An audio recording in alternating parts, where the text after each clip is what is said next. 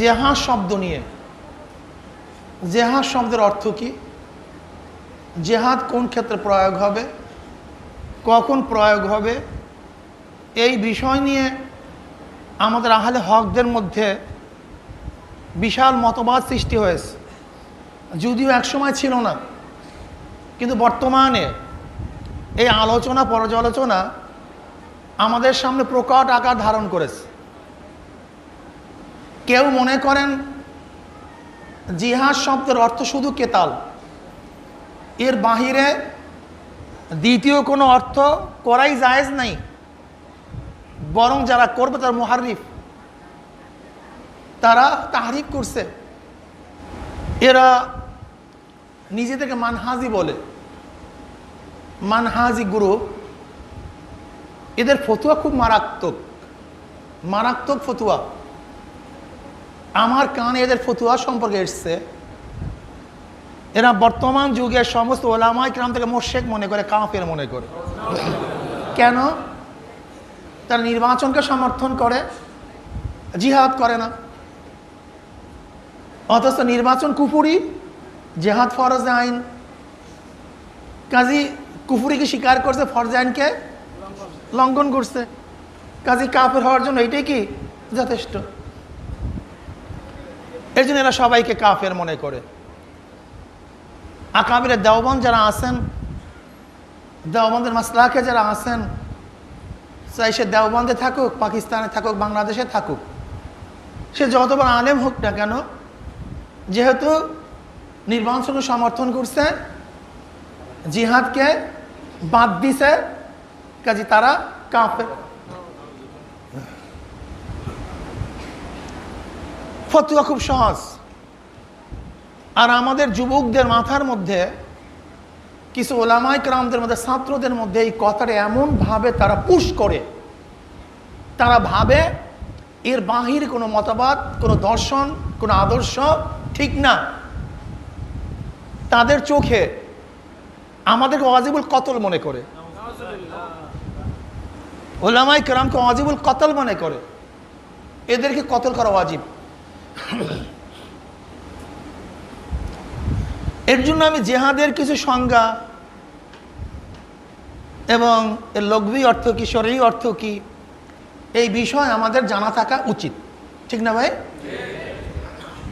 আমি নিজের থেকে বলবো না, তানজিমুল আশতাহাতের মধ্যে আবুল হাসান সাহেব রহমতুল্লাহ আলাইহি কিতাবুল জিহাদের ব্যাখ্যা করেছেন। জিহাদ জিম হা দাল, জিমের উপরে 3 ধরনের হরকত দেয়া যায়, জবর, জের, পেশ।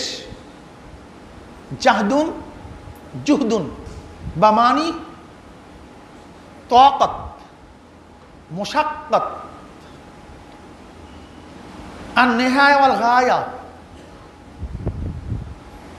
আরদুস সালব, আল কিফাহা। জিহাদের অর্থ হলো মুশাক্কাত, তাকাত, কষ্ট করা, কষ্ট বহন করা, চেষ্টা ব্যয় করা। আল গায়া নেহায়া, শেষ প্রান্তে পৌঁছে যাওয়া।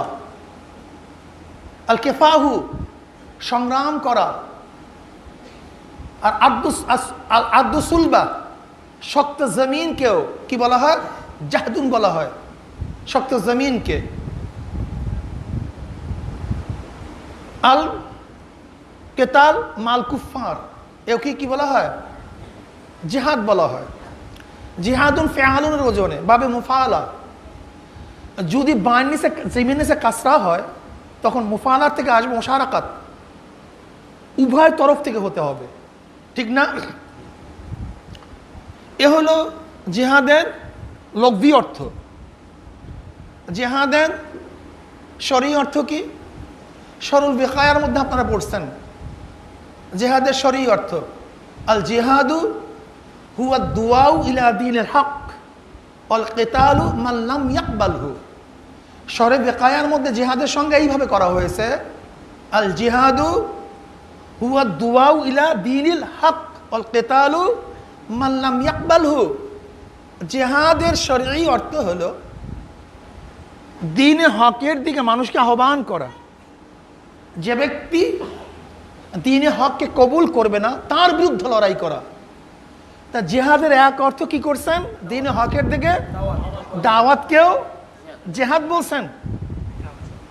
একটা অংশ দাওয়াত যদি কবুল না করে তার বিরুদ্ধে মোকাবেলা করা।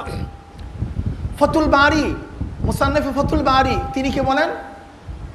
হুয়াল বাজল মাজহুদ ফি কিতাল কুফার, কাফিরদের বিরুদ্ধে শক্তি ব্যয় করা, কাফিরের বিরুদ্ধে লড়াই করার নাম কি? জিহাদ।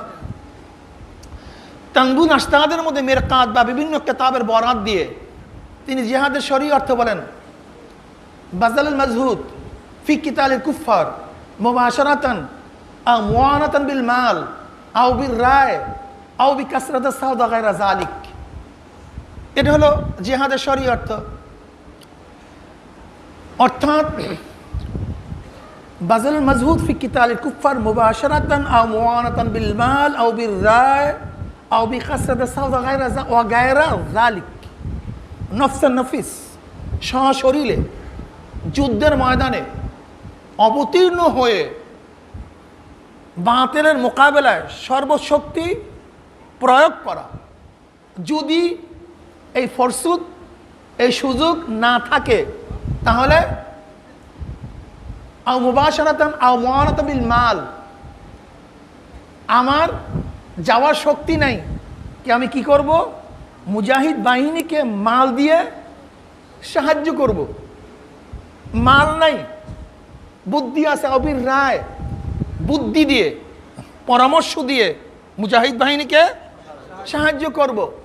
আওকাসাদ সাউদ, আমার কাছে বক্তৃতা আছে, আমার ভালো বয়ান আছে, আমার ভালো কণ্ঠ আছে, আমার যৌক্তিক আলোচনা করার যোগ্যতা আছে, আমি মানুষদেরকে জিহাদের প্রতি উৎসাহিত করব, বিশাল এক জামাতকে গঠন করব, অগায়রা জালিক। এইভাবে আল্লাহর জমিনে আল্লাহর হুকুমতকে কায়েম করার জন্য যেই পদ্ধতি, যেই প্রক্রিয়া ব্যবহার করা হয় তাকে কি বলা হয়? জিহাদ বলা হয়। কি বুঝলেন? জিহাদের যদি শরঈ অর্থ আমরা বুঝতে পারি তাহলে কিন্তু ভবিষ্যতের আলোচনাগুলি আমাদের কাছে একেবারে সাফ হয়ে যাবে, পরিষ্কার হয়ে যাবে, ঠিক না? বাদা গ্রন্থকার জিহাদের সংজ্ঞা দেন রফুল ফাসাদ ওয়াল ফিতনাত মিনাল আরদ ওয়াল কিতালুল ইসলামি লি ইকামতিদ দ্বীন। জিহাদের উদ্দেশ্য কি? ফাসাদ এবং ফিতনাকে জমিন থেকে উৎখাত করা এবং সেখানে ইকামতিদ দ্বীন কায়েম করা, ঠিক না? ওয়াল কিতালুল ইকামতিদ দ্বীন, এবং সংগ্রাম করা, লড়াই করা কিসের জন্য? তাহলে জিহাদের মূল উদ্দেশ্য কি ভাই? জোরে বলেন। ফিতনা ফাসাদ দূর, দ্বীন কায়েম করা। এটা বাদা গ্রন্থকার বলেন জিহাদের সংজ্ঞা।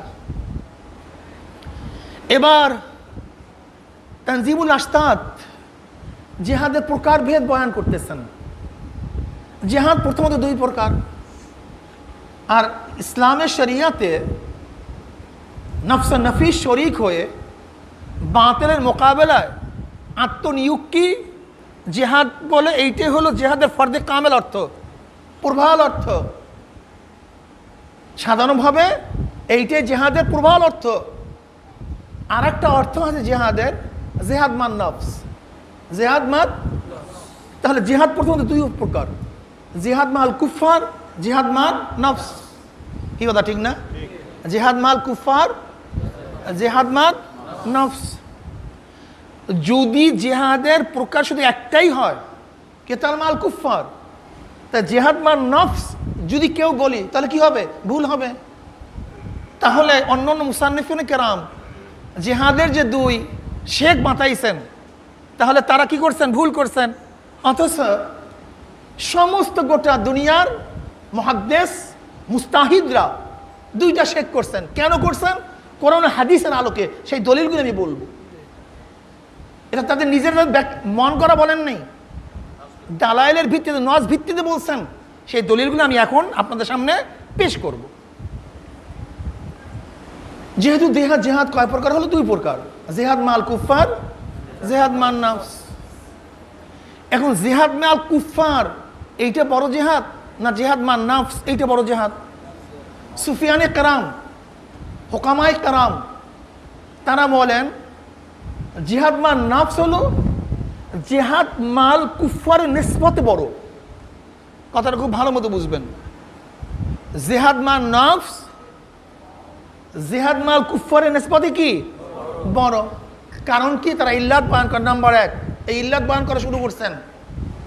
নাম্বার 1, যে কাফের বেঈমান মুশরিক এটা তো কার সৈনিক, কার কি, কার লস্কর, এরা তো কার লস্কর, কার সৈনিক, কার সৈনিক? নফস এবং শয়তানের।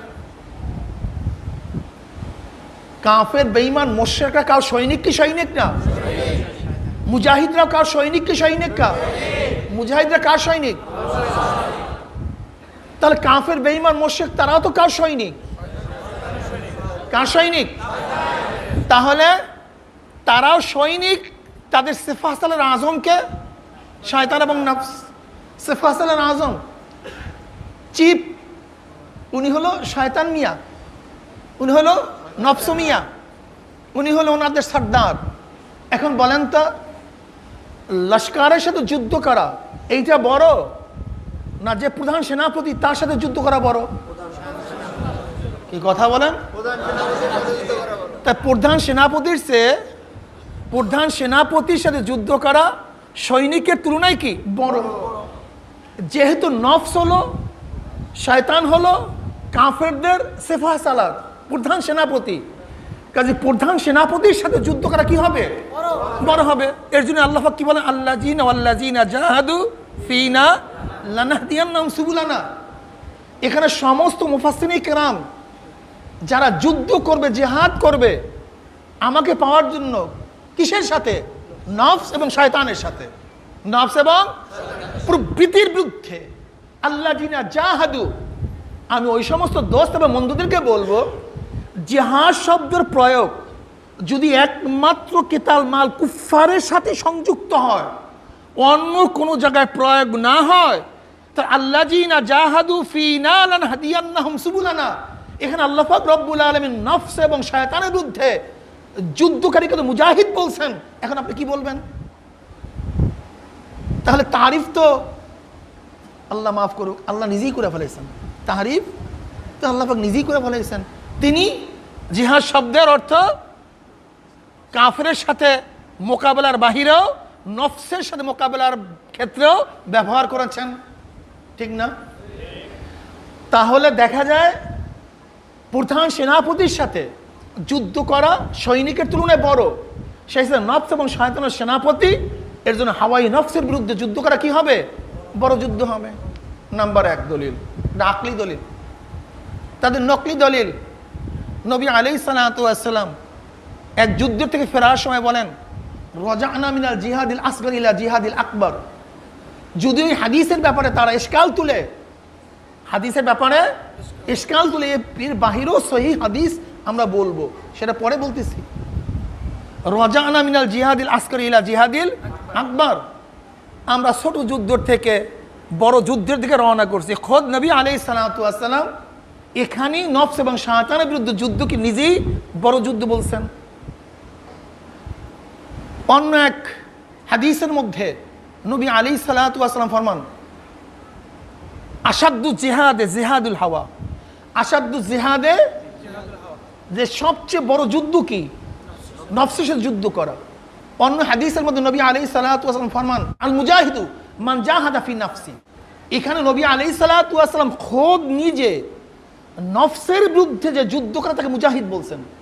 আল মুজাহিদু মান জাহাদা ফি নাফসি, আয় আল মুজাহিদুল কামেল ফায়াকুলুল জিহাদু ফি নাফসিহি কামেলান। যে ব্যক্তি পরিপূর্ণ মুজাহিদ, তার যুদ্ধটা তার নফসের সাথে কি হবে? পরিপূর্ণ হবে। ওহু আকবর, এইটাই কি যুদ্ধ? সবচেয়ে বড় যুদ্ধ। কি কথা ঠিক না?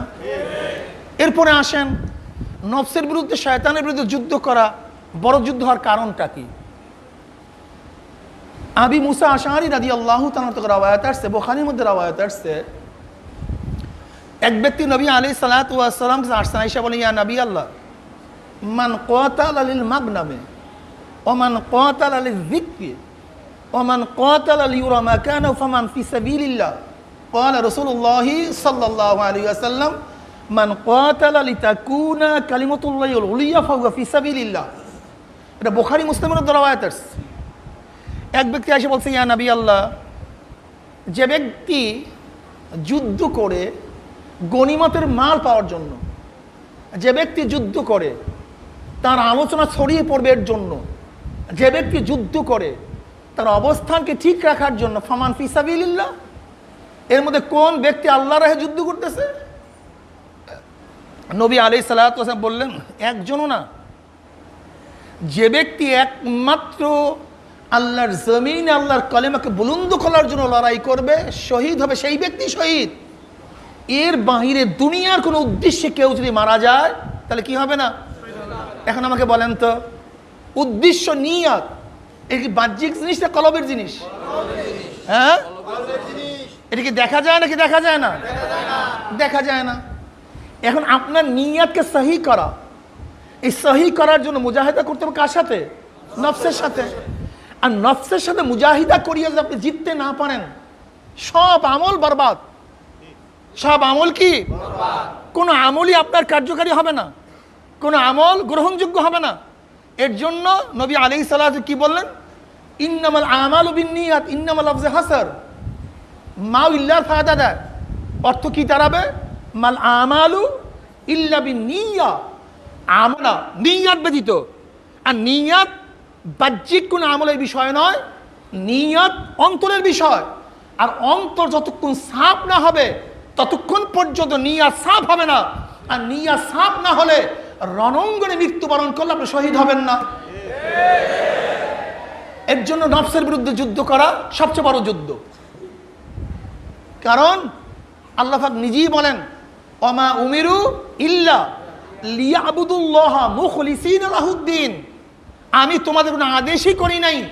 ওমা উমিরু, নামাজের দরকার নাই, রোজার দরকার নাই, পর্দার দরকার নাই, জিকিরের দরকার নাই, দানের দরকার নাই, সৎকার দরকার নাই, হজের দরকার নাই, জিহাদের দরকার নাই, জিকিরের দরকার নাই, তেলাওয়াতের দরকার নেই। ওমা উমিরু, কোন আদেশ করি নাই। হ্যাঁ, নামাজ পড়বা ইখলাসের সাথে পড়তে হবে, রোজা রাখবা ইখলাসের সাথে রাখতে হবে। কি কথা ঠিক না? তাহলে ইখলাস পয়দা হয় কোথায়? কলবে। জোরে বলেন। ইখলাস আছে, ইবাদত আছে, ইখলাস নাই, ইবাদত নাই। কাজে খালেস নিয়াত করার জন্য, খালেস সহি নিয়াত করার জন্য প্রয়োজন কি ভাই? নফস এবং শয়তানের মোকাবেলা করা, তাদের বিরুদ্ধে যুদ্ধ করা। আসাদু জিহাদে জিহাদুল হাওয়া, নফসের বিরুদ্ধে যুদ্ধ করা সবচেয়ে বড় যুদ্ধ।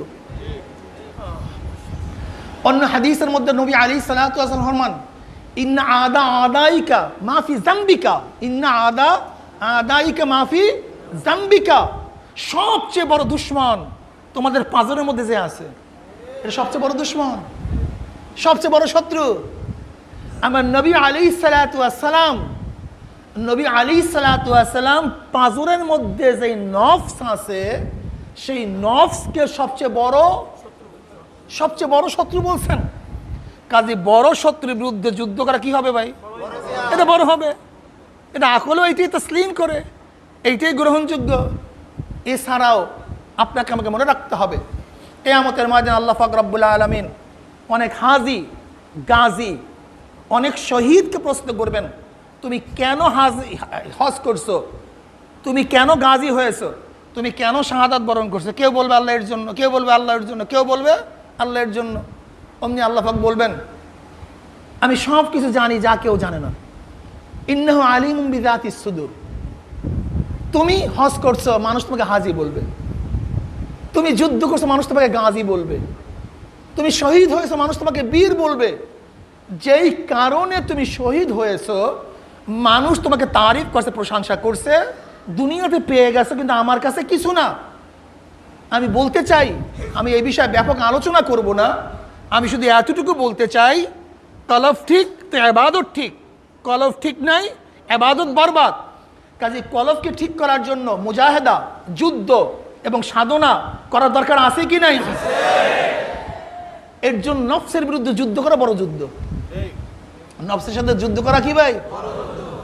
এই কথা এখানে আমি শেষ করব। সে কথাটা কি দেখেন, কিতাল মাল কুফার কখনো হয় কখনো হয় না, কখনো থাকে কখনো থাকে না। কিন্তু মুজাহিদাতুন নফস, নফসের বিরুদ্ধে জিহাদ করা কোনো সময় জায়েল হয় না, কোনো সময় দুর্বৃত্ত হয় না। খোদ নামাজে যখন দাঁড়াইছেন তখন নফসের বিরুদ্ধে যুদ্ধ করতে হবে, যখন রোজা রাখার নিয়াত করতেছেন তখন নফসের বিরুদ্ধে যুদ্ধ করবেন। খোদ যখন জিহাদের ময়দান অবতীর্ণ হয়ে তার বিরুদ্ধে লড়াই করবেন তখনও নফসের বিরুদ্ধে। যদি নফসের বিরুদ্ধে যুদ্ধ আপনি হেরে যান, সব জায়গায় ব্যর্থ। আর নফসের মোকাবেলায় আপনি যদি জিতে যান, ওয়াহুয়া মাতা আলা ফিরাশি ফাহুয়া শাহীদ, যদি সেই ব্যক্তির নিয়াত সহি থাকে, শুদ্ধ থাকে, কলব স্বচ্ছ থাকে, আর সে যদি তার বিছানায় মারা যায় তাহলে কি হবে? শহীদ হয়ে যাবে। এর জন্য নফসের বিরুদ্ধে যুদ্ধ করা সবচেয়ে বড় যুদ্ধ। এজন্য নবী আলাইহিস সালাতু ওয়াস সালাম ফরমান, মান মাতা ওয়ালাম ইয়াগজু ওয়ালাম ইউহাদ্দিস বিনাফসাহু মাতা আলা শুবাতিন মিন নিফাক। মান মাতা ওয়ালাম ইয়াগজু ওয়ালাম ইউহাদ্দিস বিনাফসাহু মাতা আলা শুবাতিন মিনান নিফাক। যে ব্যক্তি মারা গেল অথচ সে ব্যক্তি যুদ্ধ করলো না, যুদ্ধের নিয়াত কলমের মধ্যে রাখলো না, সে ব্যক্তি মুসলমানের ঈমানি মৃত্যুবরণ করতে পারে নাই, মুসলিম হয়ে মরতে পারে নাই, বরং মুনাফিকি মৃত্যুবরণ করছে। তাই কি বুঝলেন? কলবকে সাফ করা সবচেয়ে জরুরি এবং সবচেয়ে কঠিন। এর জন্য হুকামায়ে কারাম, সুফিয়ানে কারাম তারা বলেন জিহাদ মান নফস, এটা হলো জিহাদ মাল কুফারের নিসবতে বড়। এখানে একটা কথা না বাংলেই নয়, বড় করতে পারেন হুজুর, জিহাদ মাল কুফারের চেয়ে যেহেতু জিহাদ মান নফস বড়, কাজে এইটাই নিয়ে থাকবো, ছোটটা বাদ দেবো, এইটা একটা ভুল দর্শন। এই দর্শনটাও কি? এর জন্য আমরা শব্দ লাগাইছি নিসবতে। কি শব্দ লাগাইছি? নিসবতে। কিন্তু খোদ খোদ প্রত্যেকের জায়গায় প্রত্যেকে ফরজ, প্রত্যেকের জায়গায় প্রত্যেকে কি? প্রত্যেকের জায়গায় প্রত্যেকে। যেমন ভাই নামাজ বড় না রোজা বড়? কি কথা বলেন না কেন? নামাজ বড় না রোজা বড়? রোজার নিসবতে নামাজ বড়। আর ভাই নামাজ বড় না, রোজার তুলনায় নামাজ বড় না? কোনো সন্দেহ আছে নাকি? কোনো সন্দেহ নেই। যখন আপনি নামাজ এবং রোজাকে এক জায়গায় নিয়ে আসবেন তখন আমরা কি বলবো? কিন্তু উভয় জায়গায় উভয় জায়গায় উভয় ফরজ, বাদ দেওয়ার কোনো কায়দা নেই। মা বেশি সম্মানিতা না বাবা সম্মানিত? কথা বলেন না। কিন্তু শ্রদ্ধার পাত্র। যখন মা বাবার নিসবতে তুলনা করতে যাব, কে বেশি সম্মানিত? কিন্তু উভয় জায়গায় সম্মানিত। যখন জিহাদ মাল কুফার, জিহাদ মান নফস, এই দুই নিসবতের মধ্যে মুওয়াজানা করব, তখন হয়তো একটাকে বড় বলবো, একটাকে, কিন্তু উভয় জায়গায় উভয় কি? ফারাস। কথাটা বুঝাতে পারিনি। সুফিয়ান সাউরি রহমাতুল্লাহ আলাইহি তিনি বলেন জিহাদ মুস্তাহাব। জিহাদ কি? মুস্তাহাব। সুফিয়ান সাউরি রহমাতুল্লাহ আলাইহি সহ কিছু কিছু আল্লামারা বলেন জিহাদ মুস্তাহাব। দলিল? বেলা দলিল, দলিল নেই।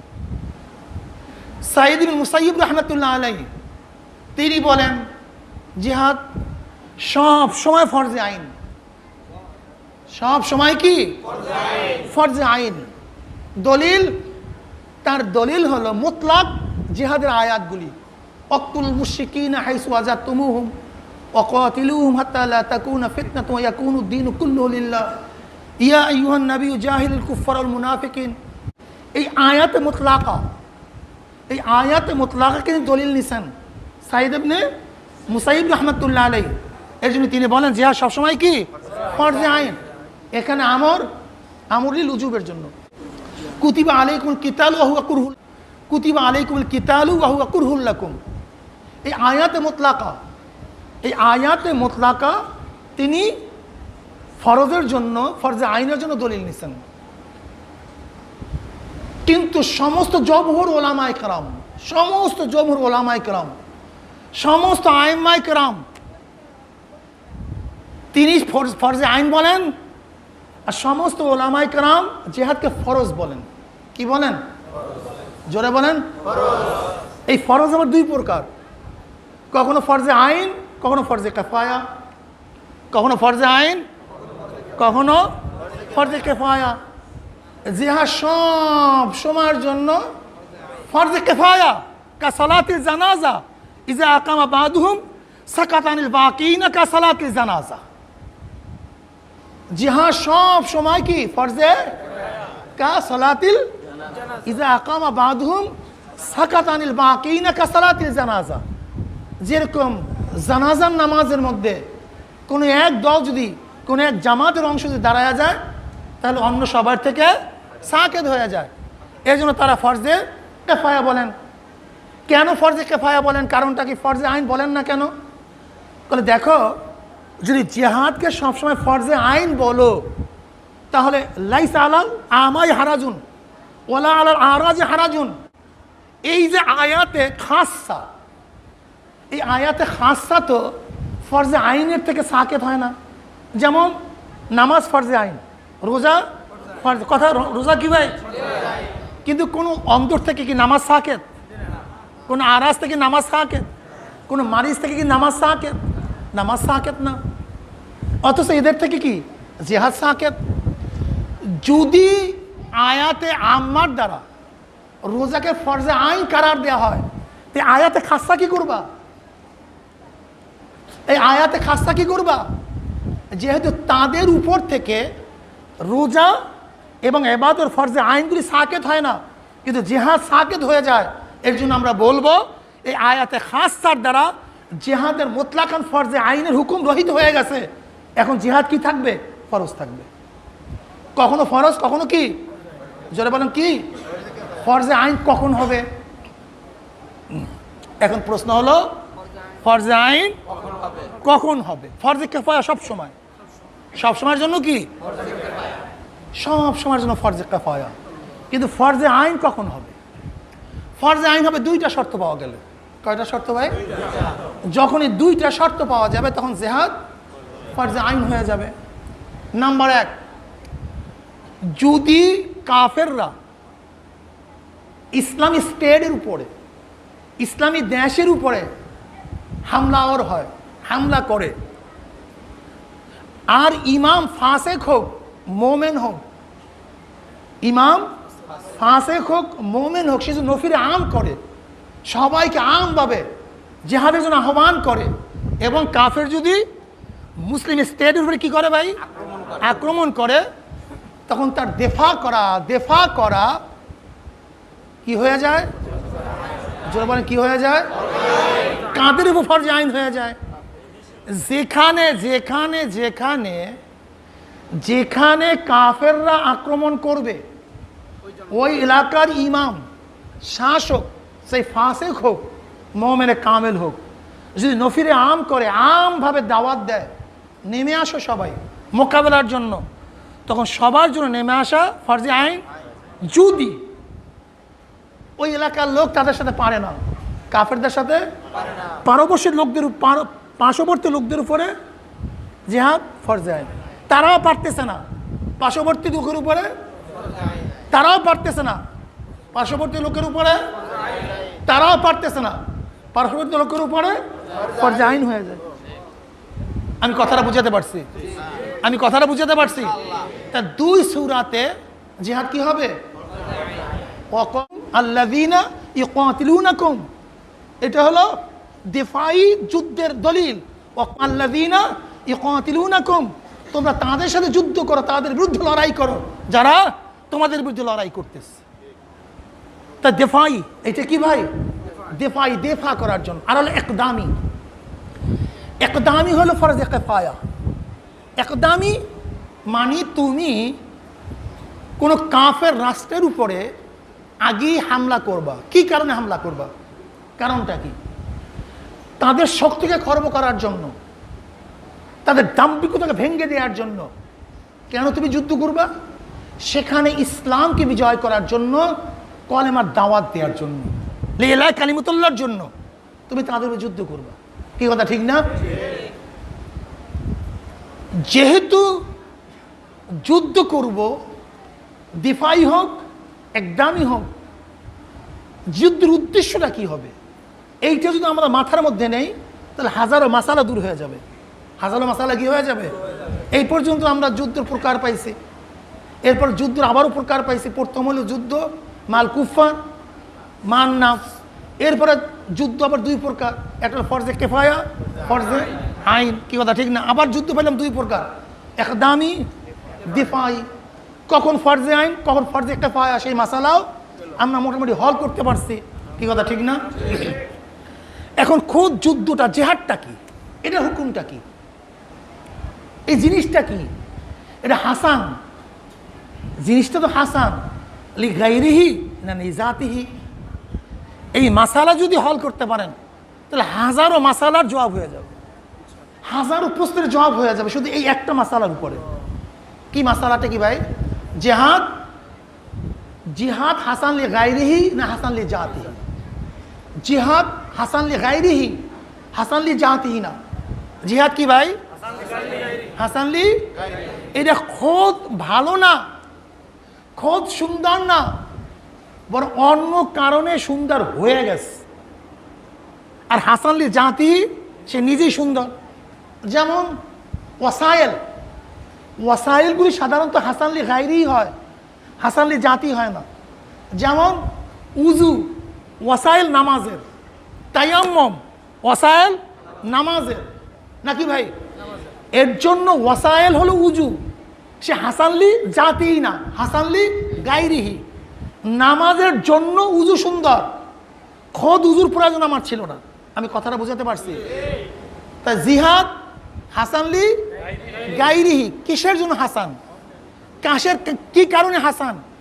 এই সৌন্দর্যতা কে বর্ধন করছে? কোন কারণের মধ্যে সৌন্দর্যতা আসছে?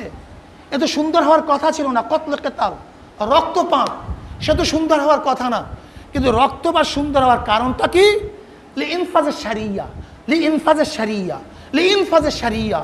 জিহাদ মূল উদ্দেশ্য না, আমার মূল উদ্দেশ্য ছিল শরিয়াতকে নাফেজ করা, শরিয়াতকে বাস্তবায়ন করা। যেহেতু জিহাদ ব্যতীত শরিয়াতকে বাস্তবায়ন করতে পারি না, জিহাদ হলো শরিয়াতকে বাস্তবায়ন করার মাধ্যম। এই কারণে খোদ জিহাদটা সুন্দর হয়ে গেছে।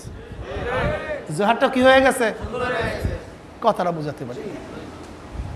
যেমন দেখেন অপারেশন, পেট ফাড়া, আজীব, এটা সুন্দর হয় কিভাবে?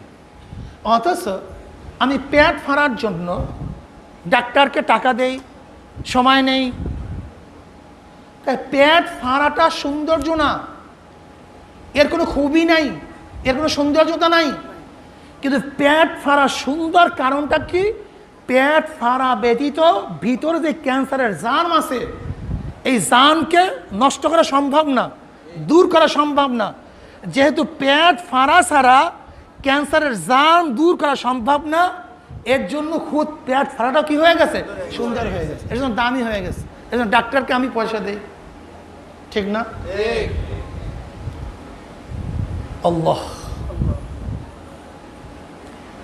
তো জিহাদ কতল কেতাল, এ তো খুব ভালো হওয়ার কথা ছিল না।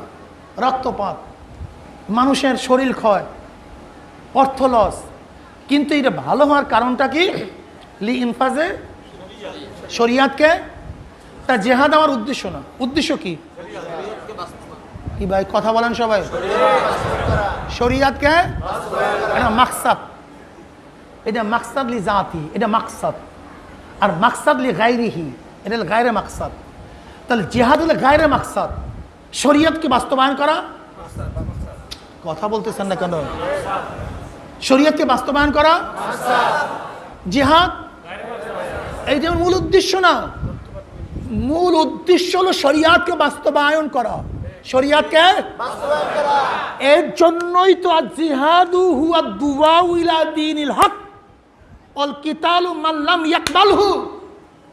জিহাদের মূল অর্থ হলো মানুষকে দ্বীনের দিকে দাওয়াত দেওয়া, টাকা।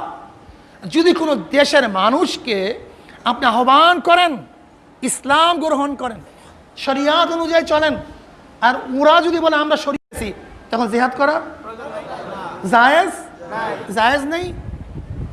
কারণ মাকসাদ তো উদ্দেশ্য, গায়ের মাকসাদ তো উদ্দেশ্য না। তা আমার দরকার তো ইনফাজে শরিয়াত, আর ইনফাজে শরিয়াত যেখানে নাই তার বিরুদ্ধে লড়াই করা, তার বিরুদ্ধে। এখন কেউ যদি মনে করেন একমাত্র কেতালি মাকসাদকে বাস্তবায়ন করার জন্য জরুরি, আমরা তাদেরকে বলবো তুমি এখানেই ভুল করতেছো, বরং মাকসাদকে বাস্তবায়ন করা জরুরি, পদ্ধতি ভিন্ন হতে পারে, পদ্ধতি এর জন্য সরদার দো আলম আলাইহি কি বললেন, ওয়ান আবি হুরায়রা রাদিয়াল্লাহু তাআলা قال সাম্মান নবী সাল্লাল্লাহু আলাইহি ওয়াসাল্লাম হারবা খাদআতান, সাম্মান নবী সাল্লাল্লাহু আলাইহি ওয়াসাল্লাম হারবা খাদআতান, বুখারীর রওয়ায়াত। আমার ওই সমস্ত দোস্তদেরকে আমি বলবো, যেই সমস্ত দোস্তরা শুধু জিহাদকে কিতাল মনে করেন, আর আমরা যারা মনে করি জিহাদ ব্যাপক, তাদেরকে মুহাররিফ মনে করেন, যে আমরা কোরআন হাদিসের ব্যাখ্যাকে উল্টায় ফেলাইছি। খবরদার আমার নবী আলাইহিস সালাতু ওয়াস সালাম মুহাররিফ বলিয়েন না, আল্লাহ মাফ করিয়া দেও।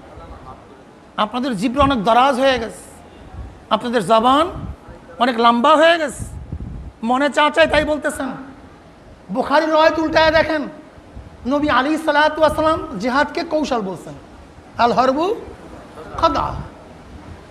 জিহাদ একটা কৌশল, জিহাদ একটা কৌশল, এইটা হলো মূল, এইটা হলো জিহাদের মূল অর্থ। জিহাদ একটা কৌশল, কত কেতাল কৌশল, মহাসের করা, আবদ্ধ করা, এটাও একটা কৌশল। যুক্তি তর্কে তাকে হটিয়ে দেওয়া, এটাও একটা কৌশল। প্লেন মারা, এটাও কৌশল। বোমা মারা, এটাও কৌশল। বন্দুক মারা, এটাও কৌশল। পানি বন্ধ করা, এটাও কৌশল। খন্দক করা, এটাও কৌশল। ওরে বোকা, তুমি যদি জিহাদকে শুধু কেতালি মনে করো, তাহলে তুমি ওই হাদিসকে কি বলবা? ওয়ান আনাস রাদিয়াল্লাহু তাআলা قال قال رسول الله صلى الله عليه وسلم জাহিদুল মুশরিকিনা বিআমওয়ালিকুম ওয়া আনফুসিকুম ওয়া আলসিনাতিকুম। আবু দাউদের মধ্যে রওয়ায়াত আছে, তিরমিজির মধ্যে রওয়ায়াত আছে, হাদিস সহিহ।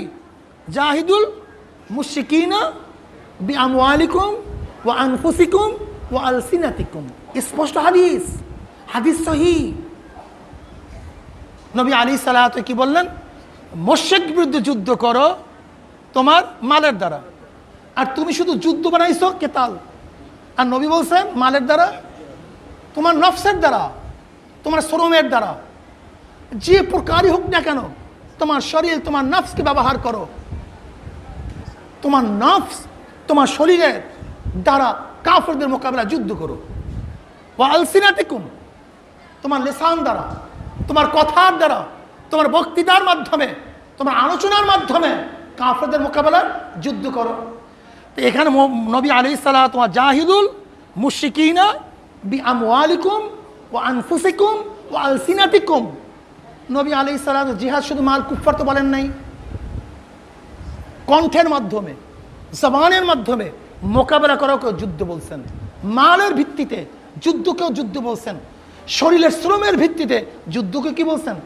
আর তুমি শুধু যুদ্ধের অর্থ কি নিছো? তাই তুমি নবীর চেয়ে বেশি বুঝছো, তুমি নবীর চেয়ে কি বুঝছো? বেশি বুঝছো। তুমি বুখারী উল্টায় দেখো, হযরত আম্মা জান আয়েশা সিদ্দিকা রাদিয়াল্লাহু তাআলা আনহা ফরমায়, ইয়া নবী আল্লাহ, আমরা তো মনে করি জিহাদ সর্বোৎকৃষ্ট আমল, কাজে আমাদেরকে জিহাদের অনুমতি দেন। নবী আলাইহিস সালাতু ওয়াল্লাহ লাকিন আফজালাল জিহাদে হজ্জুন মাবরুর। বুখারীর মধ্যে রওয়ায়াত আছে, নবী আলাইহিস সালাতু ওয়াস সালামের কাছে আম্মা জান আয়েশা সিদ্দিকা বললেন, ইয়া নবী আল্লাহ, আমরা জিহাদকে সর্বোৎকৃষ্ট আমল মনে করি, কাজে আমাদেরকে জিহাদ করার অনুমতি দেন। নবী আলাইহিস সালাম, না, তোমাদের অনুমতি নেই, বরং হজ্জে মাবরুর, এটা হলো সর্বোৎকৃষ্ট যুদ্ধ, সর্বোৎকৃষ্ট জিহাদ। তা নবী আলাইহিস সালাতু ওয়াস সালাম হজ্জে মাবরুরকে কি বলছেন? জোরে বলেন, কি বলছেন? উত্তম জিহাদ বলছেন। আর তুমি জিহাদকে শুধু কেতালের অর্থ ব্যয় করতেছ। তুমি বুখারীর আটটা মুত্তাফাকুন আলাইহির আটটা হাদিস উল্টায় দেখো। এক ব্যক্তি আসছে, ইয়া নবী আল্লাহ, আমাকে জিহাদের অনুমতি দেন। এক যুবক আসছে, আমাকে জিহাদের অনুমতি দেন, আমি জিহাদে যাব। নবী আলাইহিস সালাতু ওয়াস সালাম ফরমান, আহাইয়ুন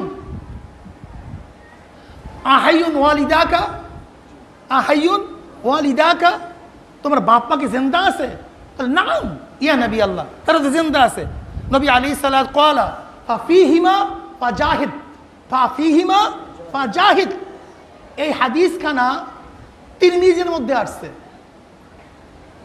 আবু দাউদের মধ্যে আসছে, হাদিস আসছে। নবী আলাইহিস সালাতু ওয়াস সালাম ফরমান, তোমার কি বাপ মা আছে? বলে আছে তো ইয়া নবী আল্লাহ। বলে যাও তাদের খেদমতের মধ্যে গিয়ে তুমি যুদ্ধ করো। ফাজাহিদ, ফাজাহিদ, তুমি তাদের খেদমতের মধ্যে যুদ্ধ করে জিহাদ করো। এখানে নবী আলাইহিস সালাতু ওয়াস সালাম জিহাদ শব্দ শুধু কেতালের মধ্যে ব্যয় করেন নাই, বরং বাপ মায়ের খেদমতকেও যুদ্ধ বলছেন, জিহাদ বলছেন। কি কথা বলেন না কেন? বাপ মায়ের খেদমতকেও জিহাদ বলছেন। অন্য হাদিসের মধ্যে আসছে, রওয়ায়াতের মধ্যে দেখেন, আবু দাউদের মধ্যে, তিরমিজির মধ্যে, ইবনে মাজার মধ্যে হাদিস আসছে। নবী আলাইহিস সালাতু ওয়াস সালাম ফরমান, আফজালুল জিহাদে, আফজালুল জিহাদে কালিমাতু হক্কেন, অফি রওয়ায়াতে কালিমাতু আদলেন ইনদা সুলতানিল জায়ের, ইনদা সুলতানিল জায়ের। নবী আলাইহিস সালাতু ওয়াস সালাম ফরমান, আফজালুল জিহাদে কালিমাতু হক্কেন ইনদা সুলতানিল জায়ের, সর্বোৎকৃষ্ট যুদ্ধ, সর্বোৎকৃষ্ট যুদ্ধ আফজালুল জিহাদ। কি বলছেন ভাই? কোনটা? জালেম, অত্যাচারী, শাসক, আমির, নেতার বিরুদ্ধে সত্য কথা জোরে বলা, সাহসিকতার সাথে বলা, এটা হলো সর্বোৎকৃষ্ট যুদ্ধ। কে বলছেন? জোরে বলেন, কে বলছেন? কোন জিহাদ বলছেন? আফজাল জিহাদ। এখন তুমি যদি জিহাদকে শুধু কিতালি মনে করো, অথচ নবী আলাইহিস সালাতু ওয়াস সালাম অত্যাচারের বিরুদ্ধে জোরে আওয়াজ করা, সত্য কথা বলাকেও যুদ্ধ বলছেন, আর তুমি সেটাকে জিহাদি মনে করো না। এখন আমরা ভুল করতেছি না, তুমি ভুল করতেছো, এটা তোমার দ্বিতীয়বার দেখা দরকার আছে কি নাই রে বন্ধু? এরপর আসেন মুসলিম শরীফের হাদিস দেখেন। ওয়ান আবি সাঈদ খুদরি রাদিয়াল্লাহু আনহু قال قال رسول الله صلى الله عليه وسلم من رأى منكم منكرا فليغير بيده فإن لم يستطع فبلسانه فإن لم يستطع فبقلبه وذلك ضعف الإيمان। মুসলিমের হাদিস। যদি তোমরা আমরে মুনকার দেখো, গর্হিত কাজ দেখো, তোমাদের শক্তি থাকলে হাত দিয়ে পরিবর্তন করে দাও। দেখেন আমার নবী, আমার নবী, সেই যুগেরও নবী, তার পরবর্তী যুগেরও নবী, এই যুগেরও নবী, কিয়ামত পর্যন্ত যেন আমার নবী নবী। তিনি আরবেরও নবী, গায়েরও আরবেরও নবী, সব জায়গায় নবী আমার নবী, সমস্ত মানুষের জন্য আমার নবী, সমস্ত জামানার জন্য আমার নবী। নবী আলাইহিস সালাতু ওয়াস সালাম হাদিসগুলি যদি মোতালা করা হয়, তাহলে নবী আলাইহিস সালাতু ওয়াস সালাম গোটা যুগের জন্য, গোটা জাতির জন্য, গোটা স্থানের জন্য এত সুন্দর বয়ান করে গেছেন, যার মধ্যে অস্পষ্টতা বলতে কিচ্ছু নেই, অস্পষ্টতা বলতে কিচ্ছু নেই। কিন্তু আমাদের সবচেয়ে বড় সমাজ জামিয়াতে আয়াতে কোরআনিয়া, জামিয়াতে আহাদিস আমাদের সামনে না থাকার কারণে আমাদের যুবকদের মাথার মধ্যে এমন কিছু কথা ঢুকানো হয়, আর যুবকরা বলে কেতাল কেতাল কেতাল কেতাল, আমি কেতালের মাসালার সামনে আসতে আসি, তুমি ফতুয়া দিয়ে আমাকে কাফের বানাও, অথচ তোমার ফতুয়া তুমি নিজে আবার কাফের না হয়ে যাও।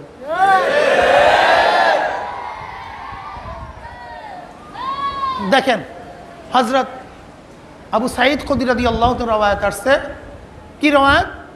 যখন তোমরা গর্হিত কাজ দেখো, গর্হিত কাজ দেখো, খোদাদ্রোহী কাজ দেখো, শরিয়াতের বিরুদ্ধে কোনো কাজ দেখো, এই ধর্ষণ দেখতেছো, এই প্রিজিং দেখতেছো, সিলেউথানি দেখতেছো, ঘুষ দেখতেছো, তখন তোমরা কি করো? শক্তি থাকলে হাত দিয়ে পরিবর্তন করে দাও, শক্তি দিয়ে পরিবর্তন করে দাও। যদি সেই পরিমাণের শক্তি না থাকে, তাহলে এমন ভাবে জবান দিয়ে বলো যেন পরিবর্তন হয়ে যায়। এই মিয়া বোকারাম চৌধুরী, মাথায় ঘিলু নাই, মগজহীন। বর্তমানে আমাদের আলোচনার ভিত্তিতে আমাদের মিছিল মিটিংয়ের ভিত্তিতে হাজারো খোদাদ্রোহী কাজ বন্ধ হয়েছে কি হয় নাই? কি বুকরাম চৌধুরী এগুলি কলে মিছিল করেন কেন, মিটিং করেন কেন? মাথার মধ্যে ঘিলু আছে এগুলির, না গোবর ঢুকাইছে মাথার মধ্যে ইহুদিরা? হ্যাঁ, আজকে দেখো এই আন্দোলন সংগ্রামের কারণে হাজারো দুষ্কৃতিকারী অ্যারেস্ট হয় কি হয় না? তাদেরকে বিচার করে কি করে না? তো হয় না মানি, হয় না মানি, তোমাকে কি বলছে হয় না? তোমার সেই পরিমাণে শক্তি না থাকলে মুখ থেকে এমন ভাবে বলো, ও আলসিনাতিকুম, মুখের দ্বারা আলোচনা করা একটা যুদ্ধের অংশ, জিহাদের অংশ। ঠিক না? কাজে তোমাকে বলতে হবে যে জিহাদ শুধু কিতালকে যদি মনে করো তাহলে আমরা তাহরিফ করি নাই, বরং তুমি কোরআন ও হাদিসের আয়াতকে হাদিসকে তাহরিফ করছো। নবী আলাইহিস সালাম জিহাদকে ব্যাপক রাখছে আর তুমি ব্যাপকতাকে খাস করে ফলাইছো। যদি সেই পরিমাণে শক্তি না থাকে, এই তোলাবা, এই হাদিস তো তোমাদের সামনে ব্যাখ্যা অনেকেই করা হয় না, অনেকে নতুন আসছো, কাজে আমি একটু ব্যাখ্যা না করে পারি না। মান রাআ মিনকুম মুনকারান ফালিয়ুগাইয়িরু বিয়াদিহি, ফালিয়ুগাইয়িরু বিয়াদিহি ফাইন লাম ইয়াস্তাতি ফালিয়ুগাইয়িরু বিলিসানিহি ফাইন লাম ইয়াস্তাতি ফালিয়ুগাইয়িরু বিকলবিহি। তাগাইয়ুর এর উপর আত্মইস, কথা ঠিক না? এই খেয়াল দাও, যদি শক্তি থাকে শক্তি প্রয়োগ করে, এর হাতের দ্বারা উদ্দেশ্য শক্তি, হাতের দ্বারা উদ্দেশ্য কি ভাই? যদি শক্তি থাকে শক্তি প্রয়োগ করে পরিবর্তন, জোরে বলেন কি? সিনেমা পরিবর্তন করে মসজিদ বানায় দাও, ওর পতিতালয় পরিবর্তন করে মাদ্রাসা বানায় দাও, গান বাজনা যাত্রা গান পরিবর্তন করে ওয়াজ মাহফিল করে দাও, তাকাইও পরিবর্তন। যদি ওই পরিমাণের শক্তি না থাকে তাহলে মুখ থেকে এমনভাবে বলো যেন পরিবর্তন হয়ে যায়। যদি এই পরিমাণের শক্তি না থাকে তাহলে মনে মনে পরিকল্পনা না ঘি না, পরিকল্পনা না ঘি না, এই পরিকল্পনা। এখানেই আমরা ভুল করি তরজমার মধ্যে। আগের দুই জায়গায় পরিবর্তনের জন্য হাত, পরিবর্তনের জন্য মুখ, আর শেষে ঘৃণ অর্থ পাইলেন কোথায়? দেখো ঘৃণ এবং পরিকল্পনার মধ্যে পার্থক্যটাকে এইটা বুঝতে পারলেই বুঝবা যে হাদিসের মর্ম কোথায়। এখানে ময়লা কি আছে ভাই? 1 কোটি মানুষ এখান থেকে যায়, 100 কোটি মানুষ যায়, সবাই করে ময়লা, কি দিয়েছে? ঘৃণা। কি প্রকাশিত হলো? কিন্তু 100 কোটি মানুষের ঘৃণায় ময়লা যায় নাই, ও পচছে, গন্ধ হইতেছে, আরো বাড়তেছে। তো 1 কোটি মানুষের ঘৃণায় ময়লা পরিবর্তন হয় নাই, যায় নাই, কিন্তু মাত্র একজন মানুষ পরিকল্পনা করছে। ময়লা, বালতির প্রয়োজন, পানির প্রয়োজন, ঝাঁটার প্রয়োজন, একজন ব্যক্তি পরিকল্পনা করে বালতি এনে পানি মেরে ঝাঁটা দিয়ে পরিষ্কার করছে, ময়লা আছে? তো 100 কোটি মানুষের ঘৃণায় ময়লা যায় নাই, এক ব্যক্তির পরিকল্পনায় ময়লা নেই। তাই পরিকল্পনা এবং ঘৃণার মধ্যে পার্থক্য আছে কি নাই? যারা পরিবর্তনের জন্য চিন্তা করে, এই চিন্তাশীল মানুষের দ্বারা একদিন পরিবর্তন হবে। আর যারা আমরা মুনকারকে, খারাপকে ঘৃণা করে, তাদের দ্বারা কোনোদিন পরিবর্তন হবে না। এর জন্য আমাদের কি করতে হবে? এই গর্হিত কাজকে, পরিবর্তনকে ইসলামী হুকুমত কায়েম করার জন্য পরিকল্পনা করতে হবে। এই পরিকল্পনার জন্যই আমরা সংগঠন করি, এই পরিকল্পনার জন্যই আপনাদের জন্য এখানে আজকে তারবিয়াতের ব্যবস্থা করছি, এই পরিবর্তনের জন্যই আপনাকে মিছিল মিটিংয়ে দাওয়াত দিই, এই পরিবর্তনের জন্য সেমিনার সিম্পোজিয়ামের আয়োজন করি। এইটা ওই পরিকল্পনার একটা আওতার মধ্যে, এইটা এটার অংশ। কি কথা ঠিক না? আপনি যুদ্ধ করবেন, যদি লোকই না হয় তাহলে যুদ্ধ করবেন কিভাবে? এর জন্য দরকার কি? বেশি বেশি লোকের। এই বেশি বেশি লোকের জন্যই সংগঠন। কাজী মুকাদ্দামাতুল ফরজে ফরজুন, মুকাদ্দামাতুল হারামে হারামুন। যদি যুদ্ধ ফরজ হয়ে থাকে তাহলে যুদ্ধ করার জন্য যেই পরিকল্পনা, যেই পদ্ধতি, যেই প্রক্রিয়া, সেটাও কি হবে? আর যুদ্ধের জন্য দরকার হলো লোকের, আর লোকের জন্য দরকার হলো সংগঠনের। এর জন্য আমরা সংগঠন এবং এই যুদ্ধের একটা অংশ মনে করি, এইটুকু জিহাদের অংশ মনে করি, এটা জিহাদের বাইরে মনে করি না। তোমাকে মনে রাখতে হবে। যাই হোক, পরিবর্তন করার জন্য নবী আলাইহিস সালাতু ওয়াস সালাম মুখের দ্বারা পরিবর্তন করার জন্য আমাদেরকে বলছেন। এখন কেউ যদি বলে বক্তৃতায় কোনো লাভ নাই, মিছিল মিটিংয়ে কোনো লাভ নাই, শুধু লাভ আছে কি গুতাগুতির মধ্যে, তা করো না কেন? করো না কেন? শোনো, মনে রাখতে হবে, কেউ যদি কেতালকে অস্বীকার করে সে কাফের। কেউ যদি কেতালকে অস্বীকার করে সে কি? সে কাফের। আমরা কেতালকে অস্বীকার মুনকের না, অস্বীকার করি না, বরং আমরা মনে করি জিহাদের ফরদে কামেল শেষ হলো কেতাল, কিন্তু এর আগে হাজারো স্তর আছে কি নাই? আমরা মনে করি জিহাদ এটা মাকসাদ বি জাত না, এটা মাকসাদ বি গায়রিহি। এটা মাকসাদ বি গায়রিহির জন্য কৌশল, যেহেতু একটা যুদ্ধ, আর বিজয় অর্জন করা মূল উদ্দেশ্য, আর বিজয় অর্জনের জন্য নির্দিষ্ট কোনো পদ্ধতি প্রক্রিয়া নাই। আছে? কথা বলেন না কেন? নাই কেন?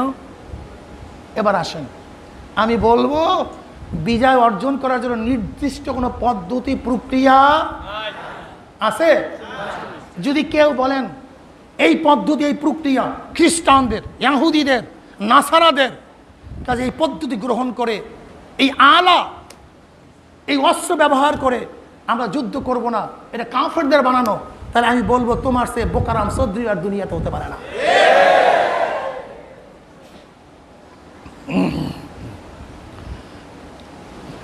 বাবুল এদায় আলাত জিহাদ, হ্যাঁ, এই অধ্যায়ের মধ্যে আপনি দেখবেন যুদ্ধের সরঞ্জামাদি প্রস্তুতি। এই অধ্যায়ের মধ্যে যুদ্ধের প্রস্তুতি সরঞ্জামাদির মধ্যে কিসের ফজিলত? ঘোড়ার ফজিলত। কেমন ফজিলত আছে ঘোড়ার? বুখারীর রওয়ায়াত, কিয়ামতের ময়দানে ঘোড়ার পায়খানা, পোশাক, খানা সব নেকের পালে ওজন হবে। এখানে কিসের ফজিলত আসছে? আপনার মুজাহিদদের তাঁবুর ফজিলত আসছে। এখানে আসছে কিসের ফজিলত? উটের ফজিলত আসছে। এখানে কিসের ফজিলত আসছে? তলোয়ারের ফজিলত আসছে। এখানে কিসের ফজিলত আসছে? তীরের ফজিলত আসছে। এখানে কিসের ফজিলত আসছে? ঢালের ফজিলত আসছে। আসছে কি নাই ভাই? মুহাদ্দিসিন কেরাম এখানে বসা আছেন। এখন এই যুদ্ধে ঢাল দিয়ে আপনি করবেন কি? তীর দিয়ে করবেন কি? আপনি ঘোড়া দিয়ে করবেন কি? উট দিয়ে করবেন কি? আমাকে বলেন। বুড়ি বুড়ি সব ফজিলত এগুলি করবেন কি? আমাকে বলেন। ওলামায়ে কেরাম, তলাবায়ে ইলম, আগে গবেষণা করো, তারপর সামনে কদম বাড়াও। আগে গবেষণা করো, তারপর সামনে কদম বাড়াও। তুমি যদি মনে করো আমাদের আকাবের সবার মাথার মধ্যে গোবর ঢুকছে আর তোমার একার মাথার মধ্যে শুধু ঘিলু আছে, আমি মনে করবো আসলে গোবর আমাদের আকাবেরদের মাথায় ঢোকে নাই, গোবর ঢুকছে তোমার মাথার মধ্যে। এখন তুমি তীর হয়তো মারবা, এখান থেকে যাবে ধরো ওই মসজিদের শেষ বা ওই, ঠিক না? কিন্তু স্পাইনার বর্তমান একটা বন্দুক আছে, ওরা 3 কিলোমিটার স্পাইনার, ওরা 3 কিলোমিটার দূর থেকে 5 কিলোমিটার দিয়ে একেবারে চোখে লাগাই দেবা, চোখে একেবারে বাইনুকুলার দিয়ে এরকম বসায় বসায় পট করে মারবা, চোখে লেগে যাবে, তা তোমার তীর যাবে। এখন করবা কি এটা দিয়ে বলো তো? আসলে কি বুঝলাম? এখন আমরা কি গবেষণা করতে পারি? আমরা গবেষণা করব আসলে ঘোড়ার ফজিলাত বয়ান করার উদ্দেশ্য না, উটের ফজিলাত বয়ান করার উদ্দেশ্য না, ঢাজের ফজিলাত বয়ান করার উদ্দেশ্য না, বরং মূল উদ্দেশ্য হলো জিহাদের ফজিলাত বয়ান করা। তৎকালীন জমানায় এইগুলি দিয়া কথা বলেন না কেন? এইগুলি দিয়া যুদ্ধ করত বিধায়ী এগুলোর ফজিলত।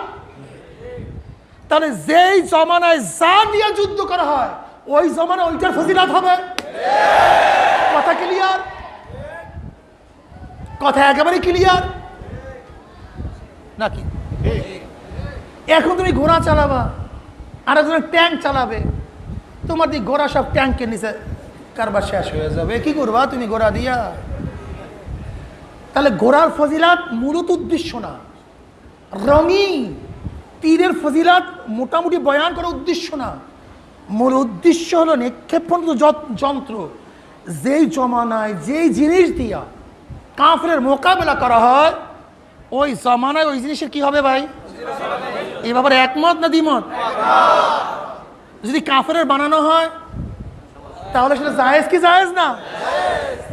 মুফতিয়ানে কেরাম কি বলেন? যদি জায়েজই না হয় তাহলে যেই তলোয়ারটা কাফের বানাইছে খোদ নিজে কাফেরের জন্য, সেই তলোয়ার দিয়ে তুমি যুদ্ধ করবা কিভাবে? এটা তো বানাইছে কাফের।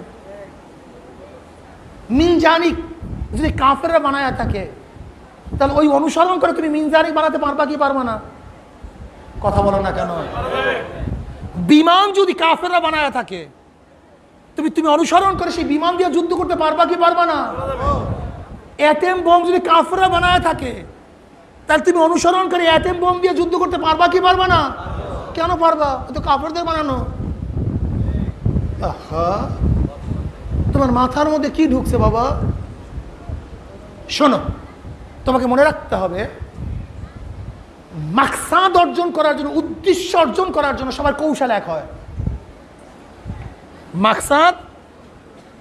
মাকসাদ উদ্দেশ্য অর্জন করার জন্য সবার কৌশল কি হয়?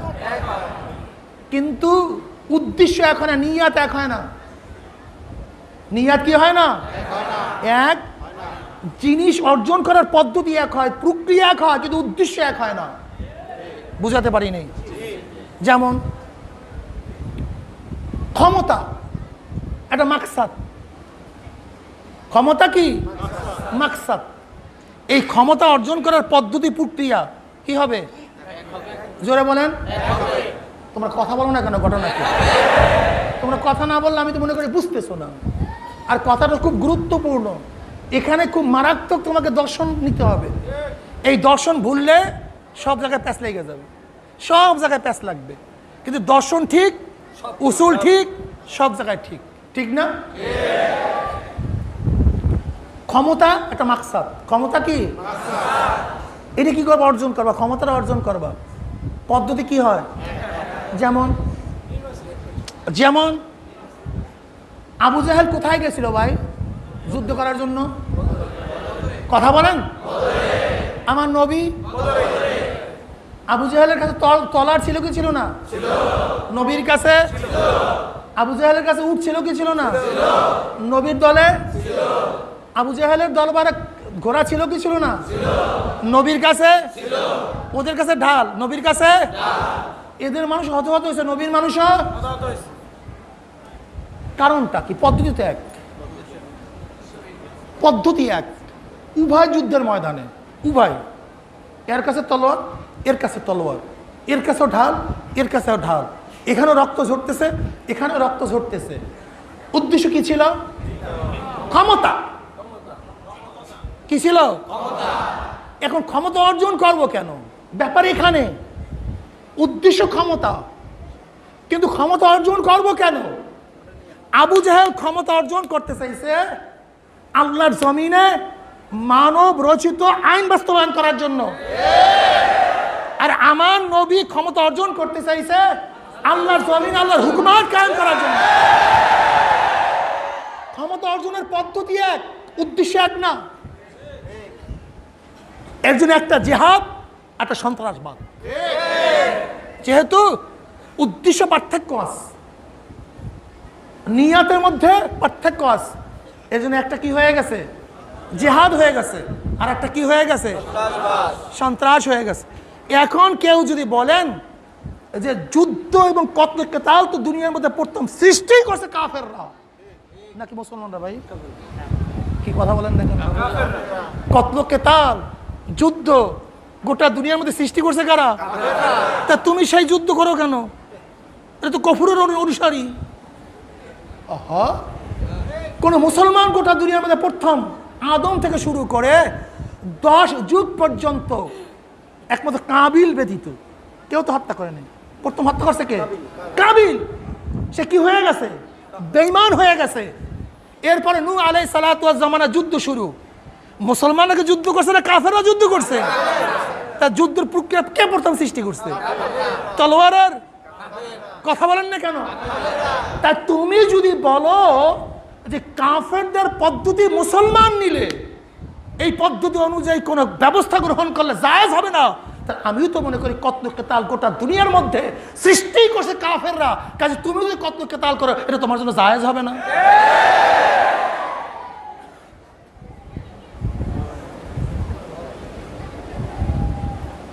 দেখো, যেরকম কোনো ঘোড়া যদি কোনো কাফের বানায়, কোনো কাফের পালে, এবং মুসলমান যদি সেই কাফেরকে কতল করে সেই ঘোড়া নিয়ে আসে, ওই ঘোড়ার দ্বারা যুদ্ধ করা নাজায়েজ হয় না, বরং গনিমতের মাল হয়ে যায়। বোকা কি কথা ঠিক না? নবী আলাইহিস সালাতু ওয়াস সালামের কাছে যে তলোয়ারটা ছিল সিন্ধি তলোয়ার, এই হিন্দি তলোয়ার, সব দামি তলোয়ার, হিন্দুরা বানাইছে, মুশরিকরা। কি কথা ঠিক না? এখন মুশরিকদের বানানো তলোয়ার দিয়ে কেন ব্যবহার করবো? তো জায়েজ নাই। আহা, মুসলমানদের মাথার মধ্যে কি ঢুকায় দেয় দেখো তো। আমাদের তোলামাদের মাথার মধ্যে এগুলো ঢুকাই দিছি কি ওরা? দেখো, অ্যাটম বম প্ল্যান আমাদের প্রয়োজন যুদ্ধক্ষেত্রে, কিন্তু আমরা বানাই নাই। ইন্টারনেট বা কম্পিউটার আমরা বানাই নাই, কিন্তু বিজয় অর্জন করার জন্য এই পদ্ধতি প্রক্রিয়া এক হয়। আমাদের প্রয়োজন কাজে কাফেরদের আবিষ্কৃত পদ্ধতি প্রক্রিয়া গ্রহণ করিয়াও যদি আমরা ওই উদ্দেশ্য অর্জন করতে পারি, এটা আমাদের জন্য জায়েজ হবে, না জায়েজ হবে না। উদাহরণ, আচ্ছা বলো তো, খন্দকের যুদ্ধ করার আগে নবী আলাইহিস সালাতু ওয়াস সালাম সাহাবাদেরকে নিয়ে পরামর্শ করলেন কি করা যায়, কি করব। আজকে আমি খন্দকের ব্যাখ্যায় যাব না, ব্যাখ্যা আগে দিছি, আজকে ব্যাখ্যায় যাব না। কি করব? দেখো, খন্দকের যুদ্ধ সাহাবারা মশওয়ারায় বসছেন। এর কারণটা কি ভাই? দেখো, খন্দকের যুদ্ধ মুসলমানদের জন্য সবচেয়ে কঠিন যুদ্ধ ছিল। এর চেয়ে বড় কঠিন যুদ্ধ মুসলমানদের কখনো আসে নাই। এটা জোট ভিত্তিক যুদ্ধ ছিল, জোট ভিত্তিক, কাফের মুশরিকদের জোট ভিত্তিক যুদ্ধ। খন্দকের যুদ্ধের জন্য কাফেররা সমস্ত গোত্রের থেকে লোক তৈরি করছে, সমস্ত গোত্রের থেকে লোক নিয়ে 10,000 কাফের চলে আসছে আবু সুফিয়ানের নেতৃত্বে। অথচ নবী আলাইহিস সালাতু ওয়াস সালামের সাথে ইহুদীদের সাথে চুক্তি ছিল। ওরা আমার নবী জানতো ওরা চুক্তি ভঙ্গ করবে। যাই হোক, 3 দিকে পাহাড়, এক দিক থেকে আসবে মক্কার দিক থেকে। সালমান ফারসি রাদিয়াল্লাহু আনহু, ইয়া নবী আল্লাহ, এদের মোকাবেলা করার জন্য খন্দক খনন করেন।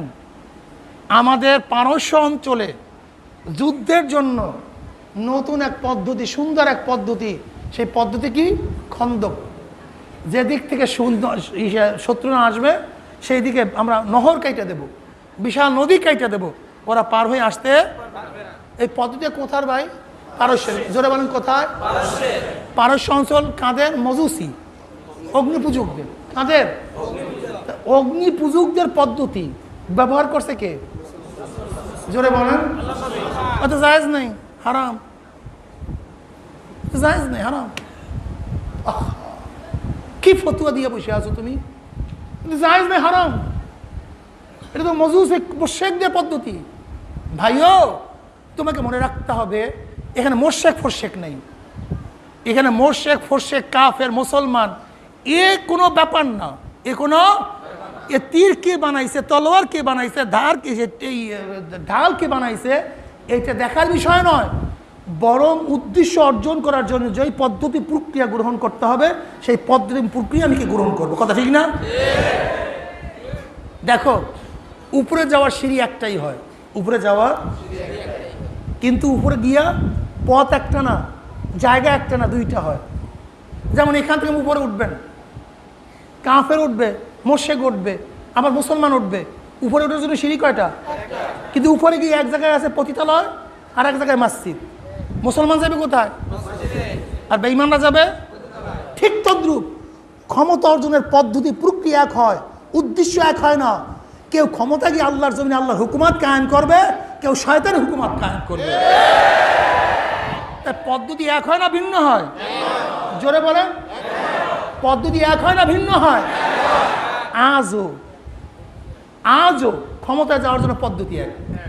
যেরকম বদরের ময়দানে ক্ষমতায় যাওয়ার জন্য পদ্ধতি এক ছিল, উদ্দেশ্য এক ছিল না, কিন্তু আজও ক্ষমতায় যাওয়ার জন্য পদ্ধতি কি হয়? যেমন নৌকালার নির্বাচনের নামে, ধানালার নির্বাচনের নামে, নাঙ্গলালার নির্বাচনের নামে, হাত পা খালারা পদ্ধতি, উদ্দেশ্য, কারণটা কি? দেখো, নৌকালারা স্লোগান দেয়, আমরাও স্লোগান দেই। বিএনপি ওরা সবাই মিছিল করে, আমরাও। ওরাও দাওয়াত দেয়, আমরাও। ওরাও মিটিং করে, আমরাও। ওরাও পোস্টার লাগে, আমরাও। বাহ্যিক দৃষ্টিতে। কিন্তু তোমাদের এটা স্বভাবত এটা গুণ হবে কেন? এতটুকু বুঝলেই সব ক্লিয়ার, এতটুকু বুঝলেই সব কি ক্লিয়ার। ওরা কি বলে? আমাকে ভোট দাও, আমি সেকুলার কায়েম করব। কে বলছে? নৌকা। ধান কি বলছে? আমাকে ভোট দাও, আমি ডেমোক্রেসি প্রতিষ্ঠা করব, কায়েম করব। নাঙ্গল কি বলছে? আমাকে ভোট দাও, আমি জাতীয়তাবাদ প্রতিষ্ঠা করব। কাস্তে, হাতুড়ি, কুড়াল, তারা কি বলছে? আমাকে ভোট দাও, আমি সমাজতন্ত্র বাস্তবায়ন করব। হাত পাকা কি বলছে? আমাকে ভোট দাও, আমি কথা বলেন না কেন? পদ্ধতি, উদ্দেশ্য, এর জন্য ওদের পদ্ধতি গুনাহ, এদের পদ্ধতি সওয়াব। এর জন্য আমরা বলি, নবী আলাইহিস সালাতু কি বলেন? মাগফারাত কদম আবদিন ফি সাবিলিল্লাহ ফাতামাসসাহুন নার। আল্লাহর জমিন আল্লাহর হুকুমতকে কায়েম করার জন্য যেই পায়ের মধ্যে ধুলি লাগবে, ওই পাওকে আল্লাহ পাক জাহান্নামের মধ্যে স্পর্শ করাবেন না। যেহেতু আমরা আল্লাহর জমিন আল্লাহর হুকুমতকে কায়েম করার জন্য চেষ্টা সাধনা করি, এর জন্য যদি আমাদের পায়ে ধুলি লাগে, বিশ্বাস করি এই পাওকে আল্লাহ পাক জাহান্নামের মধ্যে স্পর্শ করবেন না। কারণ আমাদের উদ্দেশ্য কি ভাই? আল্লাহর জমিনে, আর আল্লাহর জমিনে আল্লাহর হুকুমতকে কায়েম করার জন্য পদ্ধতি প্রক্রিয়া কাফের, বেঈমান, মুশরিক, অমুক তমুক এক হতে পারে, কিন্তু উদ্দেশ্য এক হয় না। উদ্দেশ্য সমস্ত জেহাদি কেতাল না, সমস্ত জেহাদি, কিন্তু সমস্ত কেতাল কিন্তু জিহাদ। এখানে আম খাস মতলাকের নিসবত আছে। তুমি সমস্ত জেহাদকে কেতাল বলিও না, কিন্তু সমস্ত কেতাল কি? সমস্ত কেতাল জেহাদ, কিন্তু সমস্ত জেহাদ কি না? জেহাদের ফর্দে কামেল অর্থ হলো কেতাল। শেষ পর্যায়ে কি? কেতাল মাল কুফফার। কেতাল মাল। এখন তোমাকে প্রশ্ন করবো, তুমি কেতাল করতে চাও কাকে? সমস্ত শরঈ মানির মধ্যে ইমামরা বলছে জিহাদ মাল কুফফার, কাফেরদের সাথে যুদ্ধ করতে হবে। এখন তুমি কার সাথে যুদ্ধ করবে? আমার সাথে। তা আমাকে কাফের মনে করতেছো? এর জন্য ওরা ফতুয়া দেয় সবাই কাফের। এখানে আইসা কেন জিহাদ তো করতে হবে কাদের সাথে? কাজে কাফেরদের মোকাবেলা ব্যতীত যুদ্ধ জায়েজ নাই, যুদ্ধ হবে না। জিহাদের সঙ্গে হলো জিহাদ বাজালুল মাজহুদ ফি কিতাল কুফফার, বাজালুল মাজহুদ ফি কিতাল কুফফার, কাফেরদের মোকাবেলা শক্তি ব্যয় করা। কাজে কাফেরদের মোকাবেলা শক্তি ব্যয় করার নামে যদি যুদ্ধ হয়, জিহাদ হয়, কাজে প্রথম 92% মুসলমানকে কি ঘোষণা দিতে হবে? জোরে বলেন। এর জন্য আমাদেরকে তারা কি বলে? কাফের বলে। আমি আজকে ওই আমাদের মারুফের সাথে আলোচনা করছি, ভাই ওদের ফতুয়া অনুযায়ী তো আমাদের যুদ্ধই ফরজ না। বলে কেন হুজুর? আমি বললাম ফরজ না। বলে কেন? আমি বললাম জেহাদ ফরজ হওয়ার জন্য শর্ত হলো মুসলমান হওয়া। জেহাদ ফরজ হওয়ার জন্য শর্ত কি? বালেগ হওয়া, আকেল হওয়া, মুসলমান হওয়া, কথা ঠিক না? ওরা আমাদের কি বলে? তা আমাদের হচ্ছে জেহাদি ফরজ না ওদের ফতুয়া অনুযায়ী, সমস্যা কি? ওদের ফতুয়া অনুযায়ী আমরা কাফের, আর কাফের উপরে কি জেহাদ কি? যেহেতু তোমরা মুসলমান তোমরা জেহাদ করো, আর তোমাদের ফতুয়া অনুযায়ী আমরা কাফের, কাজে আমাদের জেহাদ ফরজ না, সমস্যা কি? আরে আমি ওদেরকে প্রশ্ন করতেছি, বন্ধু এ আমার দোস্ত, তুমি ফতুয়া দিয়ে শুধু আমাদেরকে কাফের মুশরিক বলো, এখনো যুদ্ধ করতে হবে, জেহাদ করতে হবে, লড়াইয়ের বাহিরে কোনো পদ্ধতি তোমার জানা, তোমার গিলুর মধ্যে ঢোকে না, তাহলে এই ফতুয়া তুমি আমাকে দেওয়া করো, তুমি নামো না কেন? তুমি নামো না কেন? কারণটা কি? আসলে তোমার যুদ্ধ উদ্দেশ্য না, তোমার উদ্দেশ্য বিভ্রান্ত ছড়ানো, বিবাদ সৃষ্টি করা, ফিতনা সৃষ্টি করা। তুমি ফতুয়া দাও কেন? ফতুয়া তো আমরা দেবো, ফতুয়া আমরা দেব, আমরা ফতুয়া দিয়ে বাঁচিয়ে থাকার চেষ্টা করব তোমাদের ভাষা অনুযায়ী। কিন্তু তোমাদের ফতুয়া তো তোমাদের বাঁচাবার কোনো ফতুয়া নেই, তোমাদের ফতুয়া রণাঙ্গনে নামিয়া যাওয়া। তা তুমি ফতুয়া দিয়ে রণাঙ্গনে নামো না, শুধু আমাদেরকে বলো যে ওরা নামে না আমরা কাফের। তা তুমি কি হও তোমার ফতুয়া অনুযায়ী? তুমিও তো নামো না, তুমি কি হও? তা সবই কাফের, কাছে কারো জেহাদ ফরজ না।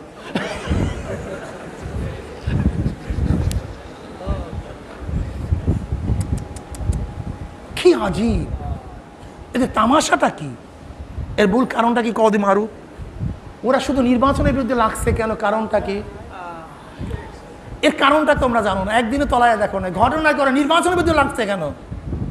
নির্বাচনের বিরুদ্ধে ফতুয়া দেখে বাইয়ানাত রাজারবাগী, নির্বাচনের বিরুদ্ধে ফতুয়া দেয় ইহুদিবাদী, কিন্তু ও ফতুয়া দেয় কারণটা কি? তোমার খবর নেই, তোমার জানাই নাই। শোনো, দেখো নির্বাচনের ওদের কুফুরি ফতুয়ায় আওয়ামী লীগের ভোট কমবে না, বিএনপির ভোট, কথা বলো না কেন তোমরা, কমবে? জাতীয় পার্টির ভোট, ছাত্র ইউনিয়নের, সমাজতন্ত্রবাদী ভোট কমবে কাদের? ইসলামপন্থীদের। দেখছো সূক্ষ্ম কৌশলটা, বুঝছো? ওদের ফতুয়া আওয়ামী লীগের কানে যাবে না, বিএনপির কানে যাবে না, জাতীয় পার্টির কানে যাবে না, ওদের ফতুয়া ঢুকবে মুসলমানদের কানে। কাজে ওদের ফতুয়া দ্বারা আওয়ামী লীগ দুর্বল হবে না, বিএনপি দুর্বল হবে, মুসলমান দুর্বল হবে। এর জন্য কথা তো হক বলতে চায়, বাহ্যিক দৃষ্টিতে মনে হয়, কিন্তু উদ্দেশ্য ইসলামকে ধ্বংস করা। আমি আগেই বলছি, নির্বাচন আর গণতন্ত্র, যেই কাফের এবং জাহেল বলো এক জিনিস, তোর চেয়ে বড় কাফের, তোর চেয়ে বড় জাহেল আর দুনিয়াতে নেই।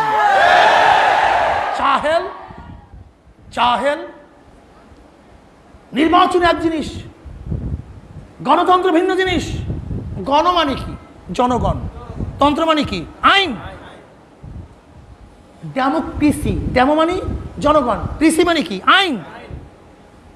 গণতন্ত্র মানে জনগণের আইন। গণতন্ত্র, তন্ত্র, শাসনতন্ত্র। শাসনতন্ত্র মানে কি? যেই আইন দ্বারা শাসন করা হয় তাকে বলে শাসনতন্ত্র। কি কথা ঠিক না? সংবিধান মানে কি? সংক্ষিপ্ত আইন। সংবিধান সংক্ষিপ্ত আইন। এর জন্যই বাংলাদেশের সংবিধানকে ব্যাখ্যা করার জন্য সুপ্রিম কোর্ট এবং হাইকোর্টের জাস্টিস লাগে, কেন ওটা আইনটা তো সংক্ষিপ্ত। তাহলে গণতন্ত্র মানে, কথা বলো না কেন, জনগণের। নির্বাচন মানে কি? হ্যাঁ, একটা হলো গণতন্ত্রের নির্বাচন, ইলেকশন, সিলেকশন, নির্বাচন করা। একজনকে নির্বাচিত করার নাম হলো, যেই জিনিস দ্বারা একজনকে নির্বাচিত করা হয় তাকে বলা হয় নির্বাচন, ইলেকশন, ঠিক না? তাহলে আমরা নির্বাচনকে বলবো নেতা নির্বাচনের পদ্ধতি। নির্বাচন কি বলবো? আর গণতন্ত্র কি বলবো? একটা আদর্শ, একটা নীতি। গণতন্ত্রের আদর্শ যেমন সমাজতন্ত্রের আদর্শ, ডেমোক্রেসি একটা আদর্শ, কমিউনিজম একটা আদর্শ, ইসলাম একটা আদর্শ, কি কথা ঠিক না? কিন্তু নির্বাচন কোনো আদর্শ না। হ্যাঁ, ক্লিয়ার? নির্বাচন কোনো আদর্শ, নির্বাচনটা কি ভাই? কিসের পদ্ধতি? কিন্তু গণতন্ত্র, সমাজতন্ত্র, ইসলাম। এখন কেউ যদি বলে গণতন্ত্র আর নির্বাচনে এক, তাকে কি বলবো? মারুফ তুমি, তোমরা কি বলো? জাহেল, আজহাল। এইটি জাহেল, এইটি আজহাল। গণতন্ত্র আর নির্বাচন ফার ফার ডিফারেন্স। গণতন্ত্র হলো একটা আদর্শ, আর নির্বাচন হলো নেতা নির্বাচনের পদ্ধতি। এবার বলেন, নেতা নির্বাচনের পদ্ধতি ইসলাম কি দিছে? আমি বলবো কিছুই দেয় না ইসলাম। তুমি কি বলবো? দিছে? দাও, কোনটা দিছে? দাও, কোনটা দিছে? দাও আমাকে বলো, কেন দেয় নাই? ইসলাম চিনো কি জিনিস? ইসলাম জানো ইসলাম কি জিনিস? ইসলাম কোন যুগে থমকে যাওয়ার নাম ইসলাম না। ইসলাম কোন দেশের মধ্যে ইসলাম না। ইসলাম কোন যুগের জন্য ইসলাম না।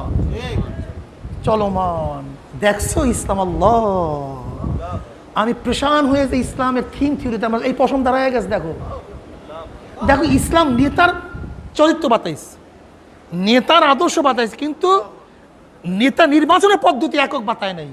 আমি প্রেশান হয়ে গেছি, এটা বাতায় নাই কেন? অথচ ইসলাম বলছে নেতা হবে কি? আইয়াকুনিল ইমামু মুসলিমান, আইয়াকুনিল ইমামু বালেগান, আইয়াকুনিল ইমামু আকিলান, আইয়াকুনিল ইমামু কবিউল কল ফিল হারবি ওয়াস সিলাহে, আইয়াকুনিল ইমাম মুস্তাহিদান ফিল উসুলি ওয়াল ফুরুয়ে। দেখেন, নেতা নির্বাচনের যতগুলি আদর্শ দরকার সেগুলি বাতাইছে, কিন্তু নেতা নির্বাচিত কিভাবে হবে পদ্ধতি বাতায় না ইসলাম নির্ধারিত। এর কারণটা কি? দেখো, আবু বকর সিদ্দিক রাদিয়াল্লাহু তাআলা জমানায় তার নেতা নির্বাচনের পদ্ধতি এক ছিল, ওমর ইবনে খাত্তাব রাদিয়াল্লাহু আনহু ভিন্ন, ওসমান গনি রাদিয়াল্লাহু তাআলা আনহু, আলীউল মুর্তাজা রাদিয়াল্লাহু তাআলা আনহু একশো। তুমি খেয়াল করছো খোলাফায়ে রাশিদিনের 4 জনের নেতা নির্বাচনের পদ্ধতি 4 রকমের, এক রকমের না। ইসলাম কি শিক্ষা দেয় দেখো, যদি নির্দিষ্ট কোনো একটা পদ্ধতি ইসলামের নেতা নির্ধারণের ব্যাপারে সিলেকশন করত, বাতায়া দিত, হতে পারত, আমাদের এই দেশ সেটাকে কবুল করে না, আমাদের এই মাটি সেটাকে পছন্দ করে না, এই গোত্র সেটাকে মানতে চায় না।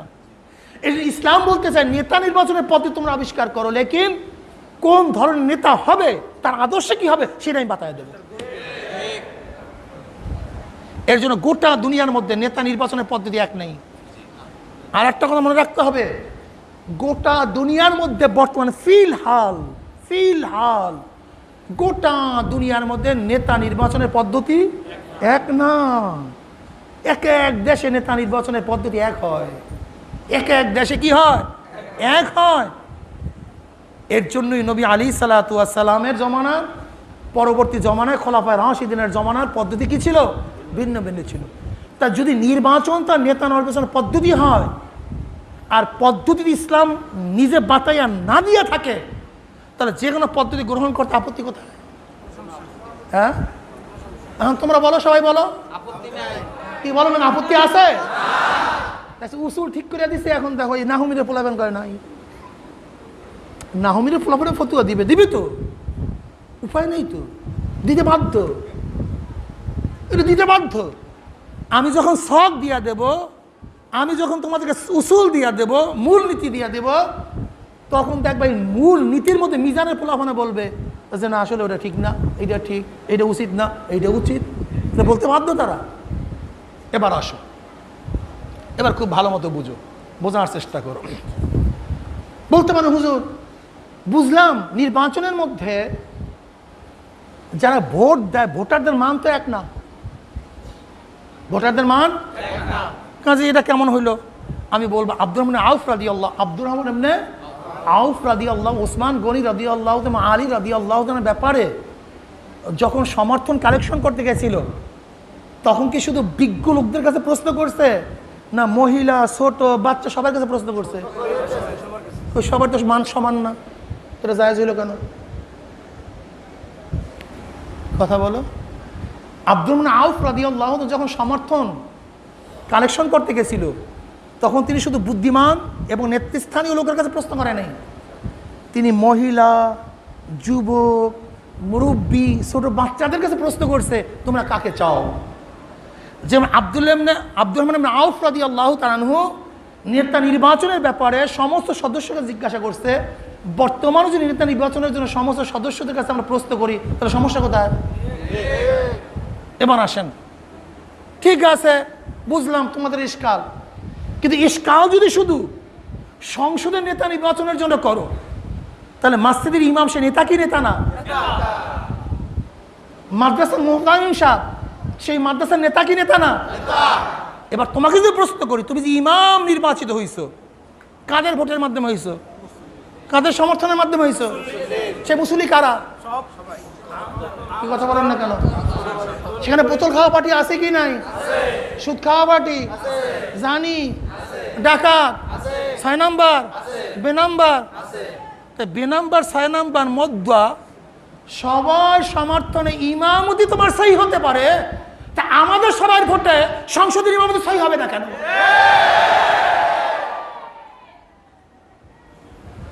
এইটা ইশকাল নাই, ওইটা ইশকাল কেন? কারণটা কি? এর মূল কারণটা কি? ওই ইহুদিরা মাথায় ঢুকে দিয়েছে, শোন খবরদার, আমি যে চেয়ারে আছি ওই চেয়ার থেকে হুজুররা হাত পাখা লড়াইতে পারে, এর জন্য তোরা ফতুয়া মার যেন হাত পাখা আমাদেরকে লড়াইতে না পারে। কথা ঠিক না?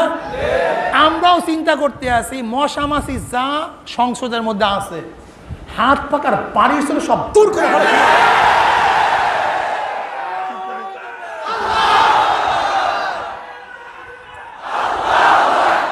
শোনো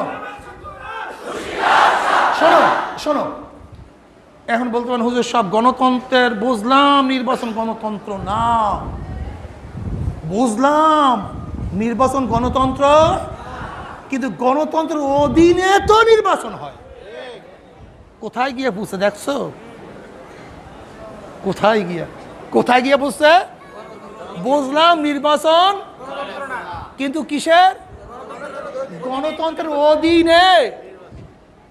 কত বড় দরবেশ মানুষ, আল্লাহু আকবার। আমি তখন তাদেরকে বলবো, ভাই তুমি বিয়া করছো? তাহলে হুজুর করছি তো, আমার 6টা বাচ্চা গাছ। বলে তুমি কোন অধীনে বিয়া করছো? কি ইসলামী আইনের অধীনে না গণতন্ত্রের আইনের অধীনে? তা গণতন্ত্রের অধীনে যদি বিয়ে করো, তোমার তো সব বাচ্চা গাছটা কিরবার সিরিজ কি হইয়া যায় জানি? বাচ্চা গাছটা ওদের ভোটে অনুযায়ী, আল্লাহ মাফ করে দেয়। তুমি বিয়া করছো কাবিন নামা, দেখবেন উপরে লেখা আছে গণতন্ত্র প্রজাতন্ত্রী, ইন্নালিল্লাহি আস্তাগফিরুল্লাহ, কুফুরি। গণপ্রজাতন্ত্রী বাংলাদেশ সরকারের দস্তখত দিয়া তার অনুগত পাতা দস্তখত দিয়া বিয়ে করছে, বিয়েই সহি নেই। কাজে বাচ্চা কাছে যা হয়েছে আল্লাহ ভালো জানে। এখানে ফতুয়া নাই। জমি কেনছো? জমি কেনছো? স্টাম্পটা কি লেখা? ইন্নালিল্লাহি আস্তাগফিরুল্লাহ। জমি সহি নেই, খাওয়া সম্পূর্ণ হারাম। এই গণতন্ত্রের পেটের মধ্যে দলিল লেখছো নাপাক, হারাম, জায়েজ নাই। জমি তুমি মসজিদে ফিরাইয়া দাও, জমি নিও না। মসজিদ বানাইছো কোথার কোন নিয়মে? বলে বাংলাদেশ গণপ্রজাতন্ত্রী বাংলাদেশ সরকারের নিয়মে। নাউজুবিল্লাহ, হারাম। মাদ্রাসা বানাইছো? আরে বানাইছি, হারাম। বিদেশে যাও টাহানার জন্য? বলে যাই তো। বলে পাসপোর্ট বানাইছো? বলে বানাইছি তো। লেখা কি পাসপোর্টের মধ্যে? আল্লাহ নাউজুবিল্লাহি মিন যালিক। গণপ্রজাতন্ত্রী বাংলাদেশ সরকারের পাসপোর্ট, এটা সরকার হয়ে গেছো, জাহান্নামে চলে গেছো ভাই। ভাই কেসে পড়ছো? বলে হুজুর পড়ছি তো। বাইরেছো কবে? বলে এই তো 2 দিন আগে জেল দিয়ে বাইরে এলাম। বলে কোরআনই আইনে তো বাইরে হইছো নাকি?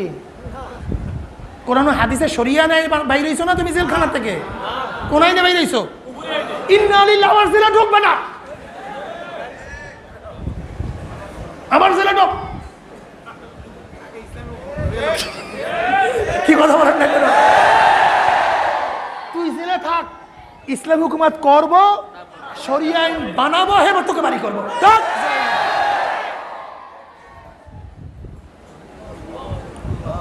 কত বড় দজ্জাল, কত বড় দজ্জাল। চাউল কেনে, কাপড় কেনে, জমি কেনে, বিয়ে করে, পাসপোর্ট বানায়, কোর্টে দাঁড়ায়, কোনো জায়গার গণতন্ত্রের ফতুয়া আসে না। যখন নির্বাচনে যায় তখন ওর গণতন্ত্রের ফতুয়া ঢেকুর মেরে ওঠে। এর কারণ কি? এর কারণ কি? ওই সমস্ত জায়গায় ফতুয়া দিলে পেট পিট কিছুই চলে না, কথা ঠিক না? আর ওই জায়গায় ক্ষমতায় যাওয়ার কোনো সম্ভাবনা থাকে না। কিন্তু এই জায়গায় যদি ফতুয়া না দেয়, তাহলে ইসলামপন্থীরা আজকে হোক কালকে হোক ক্ষমতায় যেতে, কাজে ফতুয়া দিয়া যদি ইসলামপন্থীরা ক্ষমতায় যেতে না পারে, এর জন্য ফতুয়া দিয়া ওই পথকে বন্ধ করে দেয়। এর জন্য ওরা নির্বাচনকে হারাম বলে এবং ইসলামকে ধ্বংস করার চক্রান্ত করতেছে। বুঝাইতে পারছি? এত বুঝাইতে বুঝাইতে আমার 2 দিন সময় লাগবে। আমি কথাটা বুঝাতে পারছি, কিন্তু আমি সময় পাবো কই? আর গলাও তো কাজ করে না। শোনো, একটা কথা বলছো, আসলে আমাদের মধ্যে গবেষণা কম, বুক শক্তি কম।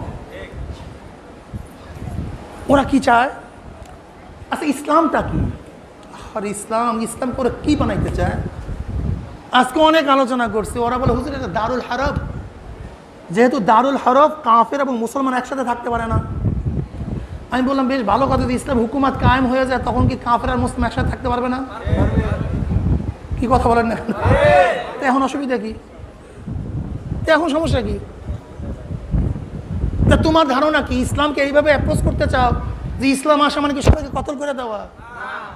তুমি কি চাও ইসলামকে? তোমাকে এই অধিকার কে দিছে ইসলামকে নিয়ে সিনেমিনি খেলা? কে অধিকার তোমাকে দিছে? হ্যাঁ, তুমি কি জানো না যে জিহাদের মধ্যে কেতাল আছে?